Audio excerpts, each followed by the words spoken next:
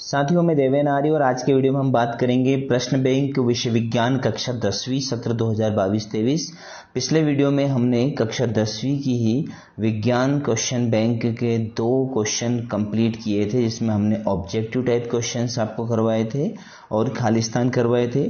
अब इस वीडियो में हम आपको आगे के क्वेश्चन करवाने वाले हैं। तो परीक्षा के दृष्टिकोण से है ना, आपका ये ब्लूप्रिंट बेहद ही महत्वपूर्ण है, ये देख लीजिएगा आप एक बार। और ये जो रिड्यूस हुआ सिलेबस है, यहाँ पर आप वीडियो को पॉज करके देख सकते हैं कौन कौन से पार्ट आपको नहीं पढ़ने हैं।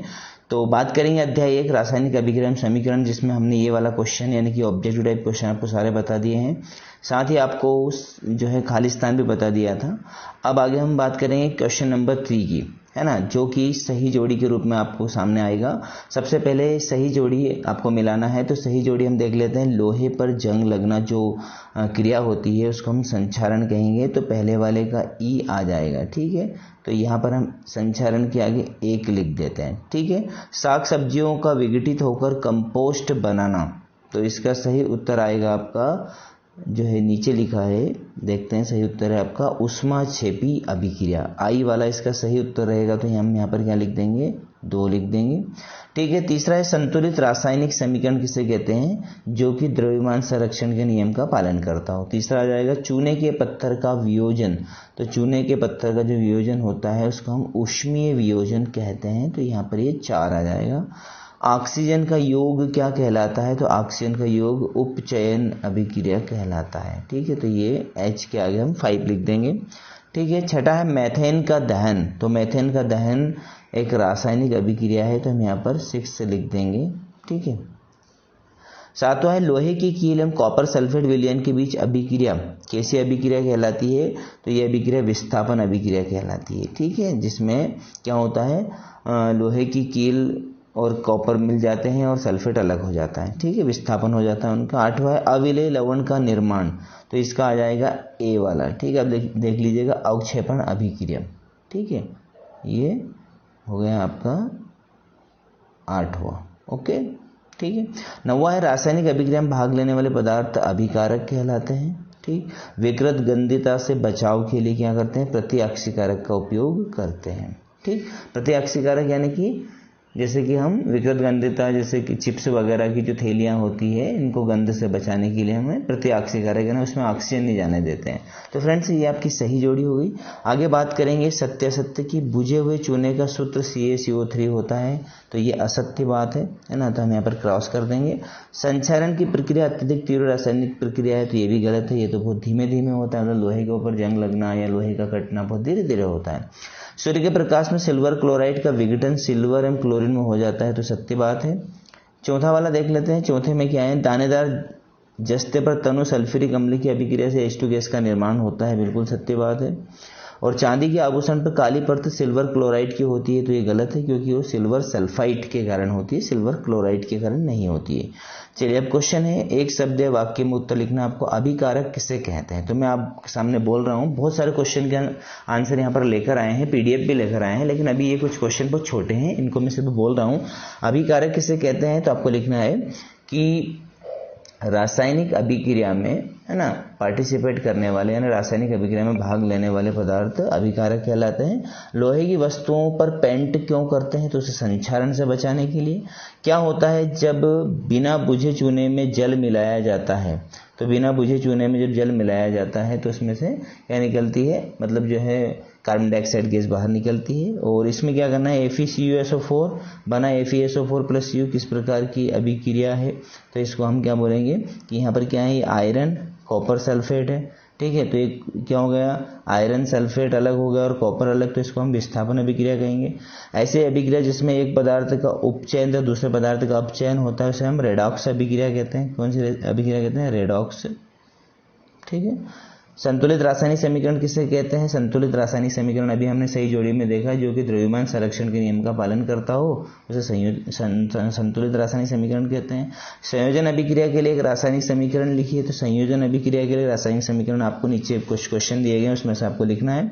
संक्षारण के 2 उदाहरण लिखिए। संक्षारण जैसे कि हम क्या करते हैं, लोहे की वस्तुओं को, है ना, जंग से बचाने के लिए उनको पेंट कर देते हैं, और इसके अलावा जो हम बहुत सारे बर्तन होते हैं हमारे किचन में, उनको हम जो है उनके ऊपर पॉलिश कर देते हैं। ये सारी चीज़ें संक्षारण के उदाहरण है। चांदी के आभूषण पर काली परत क्यों होती है, अभी हमने बताया किसके कारण होती है, सिल्वर सल्फाइड के कारण होती है। ठीक है। प्रति आक्सीकारक का क्या उपयोग है, तो प्रति आक्सीकारक का उपयोग है जो तेलीय पदार्थ होते हैं, है ना, उनको गंध से बचाते हैं। विकृत गंधिता जो होता है प्रति आक्सीकारक का उपयोग होता है। रासायनिक समीकरणों में पदार्थ की जलीय अवस्था को किस प्रकार दर्शाते हैं, तो आपने पढ़ा होगा जलीय अवस्था के लिए हम, जैसे कि मान लो कोई पदार्थ गैसीय अवस्था में है तो हम G लिखते हैं, है ना, द्रव्य अवस्था में हो तो L लिखते हैं, यदि जलीय अवस्था में है तो हम AQ लिखते हैं। क्या लिखते हैं, AQ। ओके।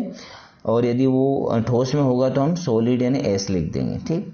उसमें अभिक्रिया का उदाहरण लिखिए, तो ये भी आपको नीचे मिलने वाला है। ठीक फ्रेंड्स, तो यहाँ तक हमने कर लिया। जितने भी क्वेश्चन है आपके 2 अंक के क्वेश्चन है, बहुत सारे क्वेश्चन दिए हुए हैं इसमें। ये इतने इंपॉर्टेंट क्वेश्चन है कि इनके अलावा परीक्षा में आपको कुछ भी याद नहीं करना, बस ये याद आपने कर लिया है इस क्वेश्चन बैंक को, तो समझ लो कि आप परीक्षा में 90+ मार्क्स लेकर आएंगे, यानी 95 मार्क्स आप लेकर आएंगे। तो इन सारे क्वेश्चन, कुछ 3 अंक वाले प्रश्न भी है, सारे क्वेश्चन के आंसर मैंने आपके लिए है ना PDF में जो है बनाए हुए हैं, तो मैं आपको बता रहा हूँ। यहाँ से हम डायरेक्ट सीधे चलते हैं क्वेश्चन वाली PDF के ऊपर। ठीक है, तो ये आपकी क्वेश्चन वाली PDF आ गई, देख लीजिएगा इसको। चलिए, ये है ना, यहाँ से स्टार्ट करते हैं शुरू से। बहुत सारे क्वेश्चन आपके लिए हैं। देखिए यहाँ से, ये ऊष्माक्षेपी अभिक्रिया किसे कहते हैं, उदाहरण लिखिए। तो ऊष्माक्षेपी अभिक्रिया का उदाहरण आपके सामने किसे कहते हैं। यदि मैं सबको है ना पढ़ के सुनाऊंगा तो हमारा वीडियो बहुत लंबा हो जाएगा। आपको सिर्फ वीडियो को पोस्ट करके अपनी कॉपी में इनको उतारना है और इसी में से आपको याद करना है। ऊष्माशोषी अभिक्रिया किसे कहते हैं, ये भी है। और श्वसन को ऊष्माक्षेपी अभिक्रिया क्यों कहते हैं, ये क्वेश्चन है। अवक्षेपण अभिक्रिया किसे कहते हैं, ये सारे आपके क्वेश्चन बैंक के ही क्वेश्चन है, जिनको मैंने अलग PDF में है ना इसको एडिट किया है। द्विविस्थापन और विस्थापन अभिक्रिया किसे कहते हैं, ये देख लीजिएगा आप। तेल एवं वसायुक्त पदार्थों को नाइट्रोजन प्रभावित क्यों किया जाता है, ये भी आपका अभी वो प्रतिआक्सीकारक वाला था। वियोजन और संयोजन अभिक्रिया, ठीक है। और यहाँ से फिर ये सोडियम को मिट्टी के तेल में क्यों रखा जाता है, वायु में जलाने के पूर्व मैग्नीशियम रेवन को साफ क्यों किया जाता है, संतुलित रासायनिक समीकरण किसे कहते हैं, है ना, जो हमारे राइट हैंड साइड है। 3 अंक वाले उत्तर है। और रासायनिक समीकरण को संतुलित करने की हीट एंड ट्रायल विधि क्या है, ये बहुत ही इंपॉर्टेंट क्वेश्चन है। हीट एंड ट्रायल विधि वाला आप जरूर याद कीजिएगा, है ना, ये वाला क्वेश्चन जरूर। और ये वायु में जलाने के पूर्व मैग्नीशियम रेवन को साफ क्यों किया जाता है, ये भी आपको याद करना है। आगे बात करेंगे, ऊष्माक्षेपी अभिक्रिया के 3 उदाहरण आपके सामने लिखे हैं। विकृत गंधिता किसे कहते हैं और रेडॉक्स अभिक्रिया किसे कहते हैं। सारे क्वेश्चन आपके सामने बिल्कुल एक एक करके आपको याद करना है। जब लोहे की कील को कॉपर सल्फेट के विलयन में डुबाया जाता है तो विलयन का रंग क्यों बदल जाता है, ये प्रश्न का उत्तर भी है। ठीक है। वायु में जलाने से पहले मैग्नीशियम रेवन, ये कुछ क्वेश्चन आपके उसमें रिपीट किए हैं तो यहाँ पर भी रिपीट हो गए। किसी पदार्थ X के विलयन का उपयोग सफेदी करने के लिए किया जाता है तो पदार्थ X का नाम और सूत्र बताना है और जल के साथ अभिक्रिया बतानी है उसकी, है ना। तो इसके लिए भी इक्वेशन यहाँ पर लिखी हुई है, ये जल के साथ अभिक्रिया। और सोडियम को केरोसिन में डुबोकर क्यों रखते हैं, ये भी डबल में आ गया। रेडॉक्स अभिक्रिया वाला डबल में आ गया। लोहे की वस्तुओं को हम पेंट क्यों करते हैं, है ना। और जब लोहे की कील को कॉपर सल्फेट, ये कुछ क्वेश्चंस के आंसर डबल में आ गए। इनको आप रिपीट है तो आप है ना डबल में ना लिखे अपनी कॉपी में। और विकृत गंधिता वाला भी आ गया है, क्योंकि ये आपके क्वेश्चन बैंक में ही 2 बार पूछे हैं, इसलिए हमने 2 बार इनको बता दिया। अवक्षेपण अभिक्रिया किसे कहते हैं, ठीक है। संयोजन अभिक्रिया वाला भी, है ना। श्वसन को ऊष्माक्षेपी अभिक्रिया क्यों कहते हैं। सारे क्वेश्चन, ये बड़े बड़े क्वेश्चन 3-3 अंक के हैं। उपचयन अपचयन भी आपके सामने है। और क्या विस्थापन अभिक्रिया, रेडॉक्स अभिक्रिया भी हो सकती है, उदाहरण के साथ समझाइए। ठीक है। बहुत सारे क्वेश्चन हम आपके लिए लेकर आए हैं, सारे क्वेश्चंस के आंसर आपको कॉपी में लिखना है। तो फ्रेंड्स, ये आपका अध्याय 1 यहाँ पर कंप्लीट होता है विज्ञान का, है ना। और इससे आपको बहुत कुछ लाभ मिलेगा, इसमें से आपको याद करना है। इसके अलावा आप चाहें तो कुछ भी याद ना करें, इतना याद कर लेंगे तो भी आप 90+ अंक लेकर आएंगे।